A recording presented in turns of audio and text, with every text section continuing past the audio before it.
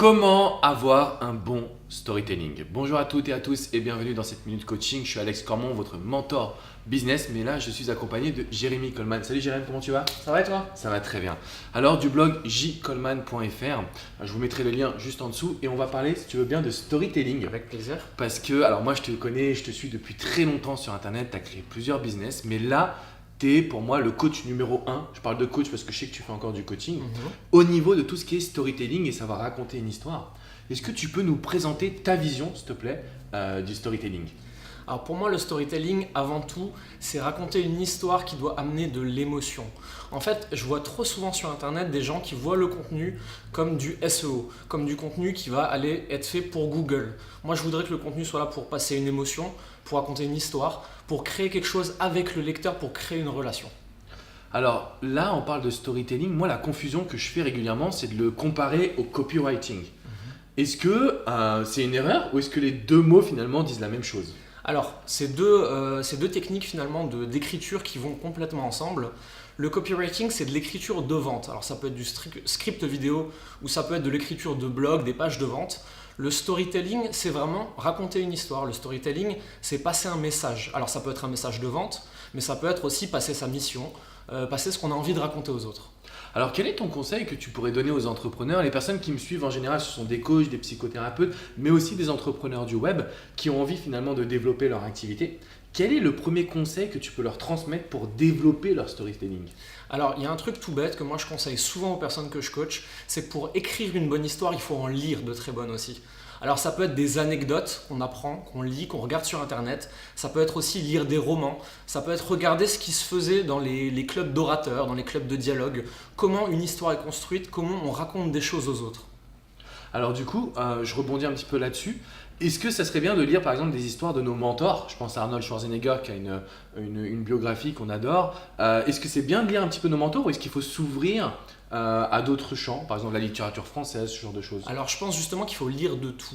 Moi par exemple, j'alterne en fait des livres de business, des biographies, des livres de philosophie, des livres de psycho ou alors carrément des romans. En fait ça donne un œil différent sur les différentes façons d'écrire, sur les différentes façons de construire un récit, de construire un dialogue et d'amener une histoire. Alors comment on fait pour générer des émotions chez quelqu'un d'autre? Est-ce qu'il y a des techniques là-dessus spécifiquement? Par exemple au web on se dit toujours oui j'envoie un email ou j'écris un article, mais comment créer de l'émotion alors qu'on est derrière sa machine et que le lecteur est aussi derrière sa machine finalement? En fait, c'est des techniques de psychologie sociale pour beaucoup qui sont toutes bêtes à appliquer. C'est la programmation neurolinguistique et des choses qui sont en fait très similaires. C'est être dans un registre lexical de l'émotion. Alors ça peut être ce qu'on entend, ça peut être ce qu'on voit, ça peut être ce qu'on ressent et être dans un registre lexical émotionnel. Est-ce qu'il y en a un entre du coup la vue, l'auditif, le kinesthésique, il y a aussi olfactif et gustatif, mais est-ce qu'il y en a un des trois principaux, on va dire, que tu recommandes? Est-ce qu'il faut plutôt jouer sur les images en leur disant imaginez votre vie, ce que ce sera? Est-ce que c'est plutôt auditif? Comment tu... Alors le problème c'est que chaque personne est soumise à un filtre différent et voit le monde avec un filtre différent.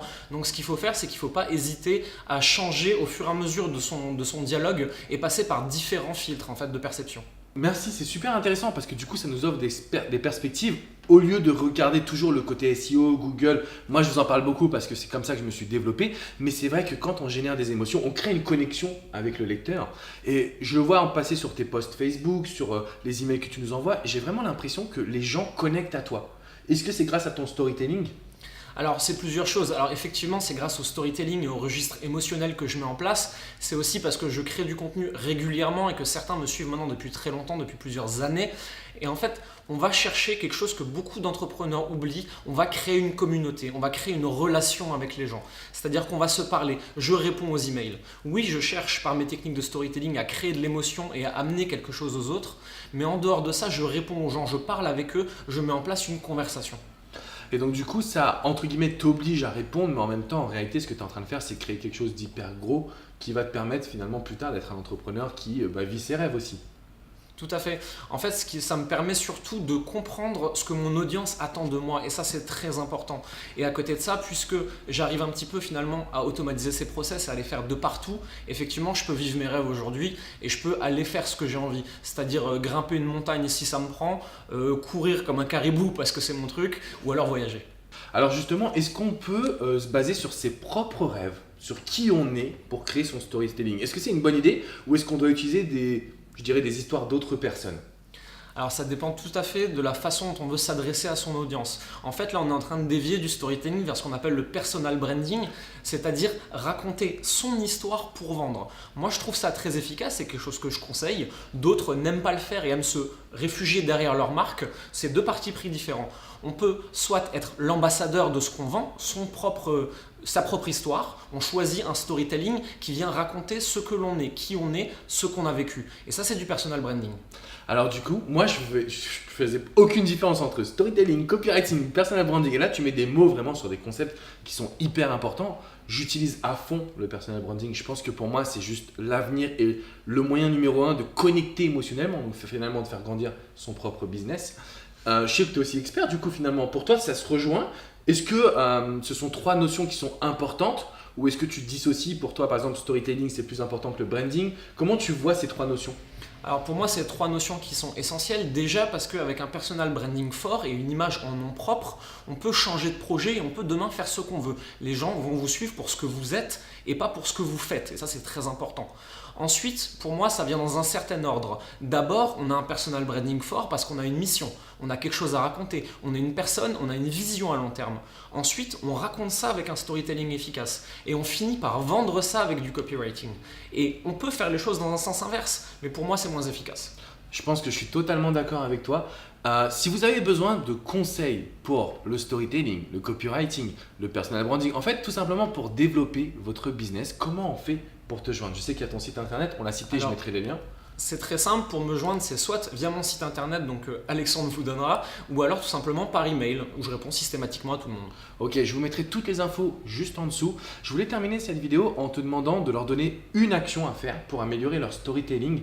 Ça peut être, alors on a vu par rapport à la lecture, mais plus actionnable business, qu'est-ce qu'ils doivent faire? Est-ce qu'ils doivent parler de leurs valeurs? Est-ce qu'ils doivent noter ces valeurs sur un papier?